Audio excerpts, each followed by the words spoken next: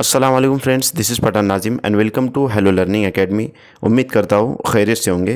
तो दोस्तों, आज के इस सेशन में हम महा टीटी 2025 के लिए 10 प्रीवियस ईयर क्वेश्चन जो है तो देखने वाले हैं, जो कि 2021 के इम्तिहान में पूछे गए, गुज़िश्ता इम्तिहान में पूछे गए 10 अहम सवालात इस लेक्चर में हम देखेंगे।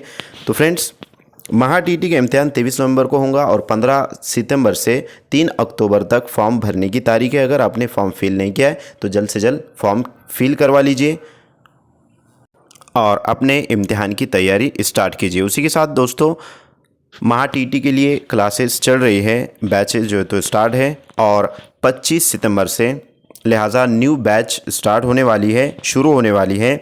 तो तकरीबन हमारे पास 2 महीने का वक्फ़ा है, इसलिए हेलो लर्निंग एकेडमी पर जो है तो 25 तारीख से न्यू बैच स्टार्ट होने वाली है। इसकी 1 पेपर की जो फ़ीस रहेंगी फ्रेंड्स, वो तकरीबन 899 रहेंगी और अगर आप दोनों पेपर के लिए बैच लेना चाहते हो तो 1699 और आपको डिस्काउंट के साथ जो है तो यहाँ पर 1299 में दोनों जो है तो पेपर की क्लासेस अवेलेबल करवाई जाएंगी। दोनों पेपर के जो है तो सिलेबस कंप्लीट करवाया जाएगा, तो जिसमें आपको डेली रिकॉर्ड जो है तो लेक्चर मिलेंगे और उसी के साथ कंप्लीट PDF नोट्स आपको प्रोवाइड की जाएंगी। उर्दू में जो है तो तमाम तर मवाद रहेगा और 2013 से लेकर 2024 तक जितने भी क्वेश्चंस हैं, यानी कि previous year question 2000 question bank आपको प्रोवाइड की जाएंगी और आपको पर्सनल गाइडेंस भी किया जाएगा। तो फ्रेंड्स, जिस किसी को बैच ज्वाइन करना है, नीचे दिए गए नंबर पर कांटेक्ट कीजिए और कोर्स को ज्वाइन कीजिए। तो फ्रेंड्स, चलते हैं हम वक्त को ज़ाया ना करते हुए टॉपिक की तरफ। तो फ्रेंड्स, क्वेश्चन है, जोकर के सर पर जापानी टोपी थी, इस जुमले से सिफत की कौन सी किस्म का पता चलता है? नंबर 1 सिफत ज़ाती, नंबर 2 सिफत मिक़दारी, नंबर 3 सिफत निस्बती और नंबर 4 सिफत आददी। तो दोस्तों, यहाँ पर लिहाजा जोकर के सर पर जापानी टोपी, इस तरीके से जो तो जुमला दिया गया है और सिफत की किस्म पहचानना है। तो सिफत पर एक क्वेश्चन डेफिनेटली फिक्स्ड जो है तो पूछा जाता है और नेक्स्ट जो अभी एग्ज़ाम होने वाला है उसमें भी क्वेश्चन पूछे जाने के पूरे चांसेस हैं। तो आपको ये जो लेक्चर्स है, जो डेली क्लासेस हम आपको प्रोवाइड कर रहे हैं, इसको अच्छे से जो है तो आपका रिवीजन होना चाहिए। अच्छे से आप इसको देखिए ताकि आप 30 में से 30 नंबर जो है तो आसानी से लेकर के आ सकते हो और अच्छा खासा स्कोर आपका उर्दू में हो जाएगा।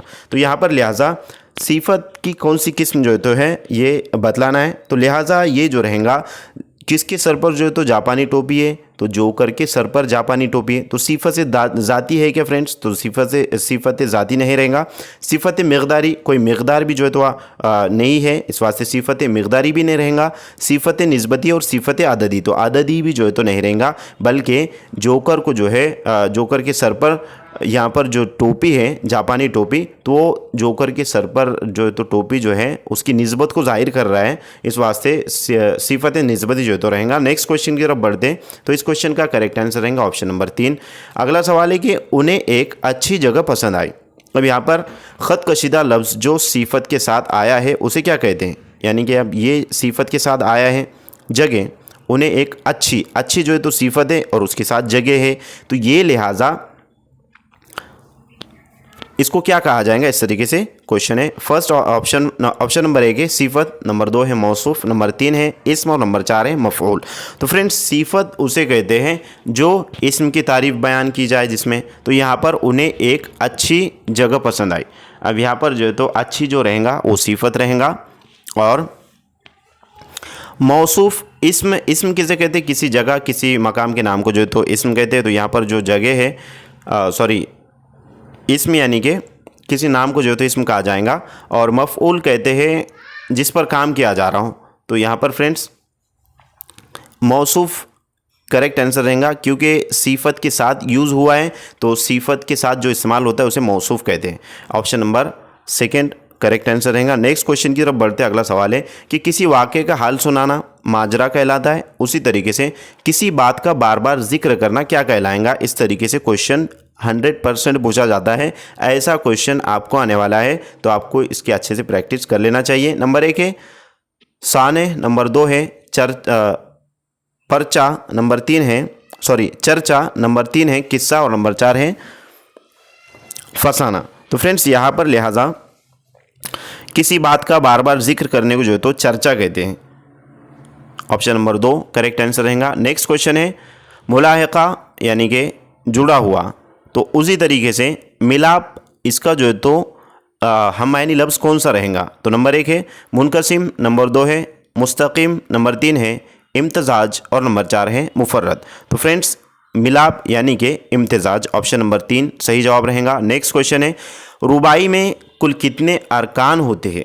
तो फ्रेंड्स रुबाई ये जो तो असनाफ़ सुकन की किस्म है, सिन्फ है रुबाई, और इसमें जो तो 4 मिसरे होते हैं और इसका पहला, दूसरा और चौथा मिसरा हम काफ़िया होता है, और रुबाई में जो है तो मौजू कोई कैद नहीं होती, तो लिहाजा रुबाई में अरकान कितने होते हैं इस तरीके से पूछा गया है। तो फ्रेंड्स जो उर्दू ग्रामर की जो क्लासेस हुई है उसमें मुकम्मल तरीके से आपको डिटेल में एक्सप्लेनेशन के साथ उर्दू ग्रामर करवाया गया है, तो लिहाजा रुबाई में 24 अरकान होते हैं, option number first correct answer रहेगा। नेक्स्ट क्वेश्चन है कि दर्ज झेल में से कौन सी तसनीफ़ दाग दहलवी की नहीं है? नंबर 1 गुलजार दाग, तो फ्रेंड्स गुलजार दाग जो है ये दाग दहलवी की तसनीफ़ है।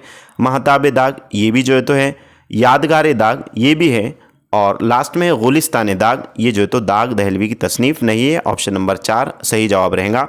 नेक्स्ट क्वेश्चन है इंशाया लिखने वाला इंशा पर्दाज कहलाता है, उसी तरीके से अखबार में लिखने वाला यानी कि अखबार में लिखने वाला क्या कहलाएगा? नंबर 1 है मजमून निगार, नंबर 2 है कालम निगार, नंबर 3 है खुश निगार और नंबर 4 है मकतूब निगार। तो फ्रेंड्स अखबार में लिखने वाले को कालम निगार कहते हैं, ऑप्शन नंबर 2 करेक्ट आंसर रहेगा। नेक्स्ट क्वेश्चन है कवाइफ का वाहिद लफ्ज़ क्या है? तो फ्रेंड्स वाहिद जमा पर भी क्वेश्चन पूछा जाता है, यानी कि ग्रामर के आपको तकरीबन 22 नंबर पर मुश्तमिल ग्रामर पूछा जाता है, उर्दू क़वायद पूछा जाता है, तो 22 मार्क बहुत ज़्यादा जो है तो मार्क है दोस्तों, क्योंकि 22 नंबर यानी कि एक एक नंबर से स्टूडेंट्स जो है वो फेल हो जाते हैं, अनक्वालिफाइड डिसक्वालीफाइड हो जाते हैं, टीटी का एग्ज़ाम हो या फिर सीटेट का एग्ज़ाम हो। तो फ्रेंड्स एक एक मार्क पर हमें मेहनत करना है और हाथ से जो तो जाने नहीं देना है, 120 का टारगेट कर कर जो तो हमको चलना है। तो फ्रेंड्स यहाँ पर कवाइफ का वाहिद लफ्ज़ है, वाइज लफ्ज़ क्या है इस तरीके से क्वेश्चन है, वाइज जमा पर पूछा गया है। नंबर 1 है कशफ, नंबर 2 है किरतास, नंबर 3 है कैफियत और नंबर 4 है कमियत। तो फ्रेंड्स कवाइफ का जो वाहिद रहेगा वो रहेगा कैफियत, ऑप्शन नंबर 3 सही जवाब रहेगा। नेक्स्ट क्वेश्चन है कि हाय हाय, मरहबा, शबाश, उफ इन अल्फाज को क्या कहते हैं? नंबर 1 हुरूफ फिजाइया, नंबर 2 हुरूफ निदा, नंबर 3 हुरूफ माकूस और नंबर 4 हुरूफ तफक्कुर। तो फ्रेंड्स यहाँ पर लिहाजा शबाश, मरहबा, हाय हाय, उफ, तो ये जो अल्फाज होते हैं इसके सामने लिहाजा इस तरीके से मार्क लगाया जाता है, इसको एक्सक्लेमेशन मार्क बोलते हैं। एक्सक्लेमेशन मार्क्स मीन्स हुरूफ फिजाइया कहलाता है, उर्दू में उसको हुरूफ फिजाइया कहेंगे, ऑप्शन नंबर फर्स्ट सही जवाब रहेगा। नेक्स्ट क्वेश्चन की तरफ बढ़ते हैं। अगला सवाल है नारे नमरूद को किया गुलजार, दोस्त को यूं बचा लिया तूने, इस शेर की सनद पहचानिए। तो फ्रेंड्स ऐसा इस तरीके से शेर आपको दिया जाता है और उसकी सनद के ऊपर डेफिनेटली क्वेश्चन पूछा जाता है और आइंदा भी पूछा जाएगा। तो फ्रेंड्स सनतें आपकी अच्छे से याद होना चाहिए क्योंकि ये 1 मार्क है और हमारे हाथ से जाना नहीं चाहिए। तो लिहाजा सनत मुबालिगा रहेगा या सनत तलमी रहेगा, सनत मरातुन नज़ीर रहेगा या फिर सनत तजाद रहेगा। तो फ्रेंड्स यहाँ पर एक बात समझ में आई जब हमने एनालिसिस किया है पेपर का, उसमें सनत तलमी और सनत तजाद पर ही ज़्यादा क्वेश्चन ज़्यादा जो तो क्वेश्चन पूछे गए हैं। यानी कि सनत तजाद किसे कहते हैं? तो सनत तजाद कहते हैं जिस शेर में शार 2 ऐसे अल्फाज इस्तेमाल करता है जो एक दूसरे की ज़िद हो, उसे जो तो सनत तजाद कहेंगे। जैसे सुबह होती है, शाम होती है, उम्र यूं ही तमाम होती है। तो यहाँ पर इस शेर में लिहाजा शार ने सुबह और शाम का जिक्र किया है जो एक दूसरे की ज़िद है, सनत तजाद कहलाएगा। उसी तरीके से सनत मुबालगा यानी शार जो है तो अपने कलाम में कोई चीज़ ऐसी कहता है यानी कि जिसका वहाँ तक पहुँचना मुमकिन है बल्कि मुश्किल ही नहीं बल्कि नामुमकिन है, उसको जो तो सनत मुबालगा कहा जाएगा। ऑप्शन तो यहाँ पर बड़ा चढ़ा कर जो तो उसमें चीज़ें पेश की जाती है उसको सनत मुबालगा कहते हैं। उसके बाद है नंबर 2 सनत तलमी। तो फ्रेंड्स सनत तलमी लिहाजा उसे कहते हैं जिस शेर में शार तारीखी वाक़या की तरफ बयान करता है, मतलब जिसमें तारीखी वाक़या मेंशन किया हुआ हो उसको जो है तो सनत तलमी कहेंगे। शार जो है तो तारीखी वाक़े की तरफ इशारा करता है उसे सनत तलमी कहते हैं। तो यहाँ पर नारे नमरूद को क्या गुलजार दोस्त को यूँ बचा लिया तूने, तो यहाँ पर ये सनत तलमी रहेगा क्योंकि इसमें तारीखी वाक़या है। हज़रत इब्राहीम अलैहिस्सलाम को जब आग में डाला गया था तो नमरूद बादशाह ने, तो नमरूद कि आग को अल्लाह ताला ने जो है तो ठंडा कर दिए थे, गुलजार जो है तो उसको बना दिए थे, और दोस्त को यूँ बचा लिया तूने, यानी कि अल्लाह ताला ने हज़रत इब्राहीम अलैहिस्सलाम को बचा लिए थे उस आग से। तो इस तरीके से नार के मायने है आग, और नमरूद यानी नारे नमरूद यानी नमरूद की आग, गुलजार मीन्स बागीचा बाग, और दोस्त यानी कि अल्लाह ताला की दोस्त हज़रत इब्राहीम अलैहिस्सलाम। तो इस तरीके से ये पूरा वाक़या जो है तो इसमें मेंशन है और ये सनत तलमी की तरफ इशारा है। ऑप्शन नंबर 2 सही जवाब रहेगा। नेक्स्ट क्वेश्चन है कि हर्बर्ट के बयान करदा मराहिल में इजहार मकसद कितने नंबर का मरहला है। तो ये कभी कभार जो तो क्वेश्चन पूछा जाता है, हर्बर्ट पंच पद्धति जिसको कहते हैं। तो फ्रेंड्स हर्बर्ट के जो बयान करदा मराहिल है, लिहाजा उसमें इजहार मकसद कौन से नंबर पर है। नंबर 1 है, नंबर पहला है, दूसरा है, तीसरा है या चौथा है। तो लिहाजा हर्बर्ट पंच पद्धति में हर्बर्ट के जो 5 बयान करदा मराइल है इसमें इजहार मकसद फ्रेंड्स दूसरे नंबर पर है। ये इस बात को जो तो आप अच्छे से समझ लीजिए, लेकिन हुआ यूँ है आंसर की में जो तो तीसरा नंबर किया हुआ है, यानी कि आंसर की में जो दिया गया है वो तीसरा है। लिहाजा जो है तो उसका करेक्ट आंसर जो है तो वो दूसरा होना चाहिए था। तो लिहाजा इससे मुताल्लिक हम देखेंगे कि हर्बर्ट के जो 5 मराइल है, सबसे पहले मौलिम जो है तो तमहीद बांधता है, यानी कि प्रीवियस नॉलेज पर क्वेश्चन करता है मौलिम स्टूडेंट से। तो यहाँ पर साबिका मालूमात पर तमहीद जो है तो बांधता है। उसके बाद सबक का जो है तो इजहार मकसद की ओर आता है। उसके बाद जो है तो फहमाइश सबक यानी कि सबक समझाता है, इयादा यानी कि रिवीजन करवाता है, इतलाक कि कितना किसको समझ में आए उसके ऊपर क्वेश्चन आंसर होते हैं, और लास्ट में जो है तो मौलिम घर काम देता है। घर काम इसमें नहीं आएगा, बट ये जो 5 चीज़ें हैं तमहीद, इजहार मकसद, फहमाइश सबक, इयादा और इतलाक, ये 5 जो है तो हर्बर्ट के 5 मराइल हैं और इसमें इजहार मकसद को जो है तो शामिल किया गया है और ये दूसरे नंबर का जो है तो मरहला है। और कुछ निसाब में इजहार मकसद भी शामिल किया जाता है, तब यानी कि घर काम भी इसके अंदर है। तो खैर कुछ निसाब में जो है तो इजहार मकसद शामिल किया जाता है, तब मराहिल 6 हो जाते हैं, इसमें इजहार मकसद दूसरा मरहला होता है। तो यहाँ पर फ्रेंड्स 5 मराहिल के ऊपर बात हुई है, लेकिन यहाँ पर जो है तो दूसरे नंबर का ही रहेगा मरहला, और आंसर की में आपको आंसर जो है तो उसका तीसरा दिया गया है। नेक्स्ट क्वेश्चन की तरफ बढ़ते हैं। अगला सवाल है कि साबिका मालूमात की बिना पर नए इल्म की तश्कील का अमल किस नज़रिए का हामिल है।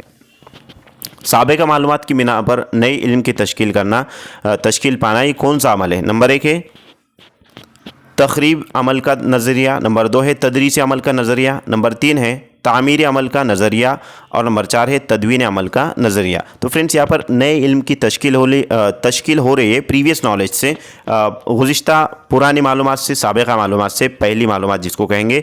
तो फ्रेंड्स ये जो रहेगा कि साबिका मालूमात की बिना पर नए इल्म की तश्कील होना, ये जो अमल है लिहाजा तामीर इल्म का नज़रिया रहेगा। ऑप्शन नंबर 3 यहाँ पर करेक्ट आंसर रहेगा। नेक्स्ट क्वेश्चन की तरफ हम नेक्स्ट लेक्चर में बढ़ेंगे, क्योंकि क्वेश्चन जो तो यहाँ पर ख़त्म हो चुके हैं फ्रेंड्स, और ये उसके आंसर्स हैं जो क्वेश्चन हमने लिया है। तो फ्रेंड्स इसकी जो PDF नोट्स है हम आपको टेलीग्राम चैनल पर अवेलेबल करवा देंगे, वहाँ से जाकर के आप डाउनलोड कर सकते हो, और टेलीग्राम चैनल की लिंक लिहाजा इसी वीडियो की डिस्क्रिप्शन बॉक्स में आपको दे दी जाएंगी, वहाँ से जो तो आप इसको फाइंड आउट कर सकते हो और अपनी अच्छे से स्टडी कर सकते हो। तो लिहाजा हमारे पास बहुत ही कम वक्त बचा हुआ है, उसी लिए जो है तो 25 तारीख से न्यू बैच स्टार्ट होने वाली है। जिस किसी को भी ज्वाइन करना है, और जो D.Ed B.Ed स्टूडेंट्स है या फिर फ्रेशर वगैरह है, फर्स्ट अटेम्प्ट में एग्ज़ाम क्लियर करना चाह रहे हो आप, तो नीचे दिए गए कॉन्टैक्ट नंबर पर व्हाट्सएप कीजिए या फिर कॉल कीजिए और कोर्स को ज्वाइन कीजिए। तो मिलते हैं अगले लेक्चर में। आज के लिए इतना काफ़ी है। Thank you for watching and listening my video. Thank you very much Indeed for your cooperation and have a nice day.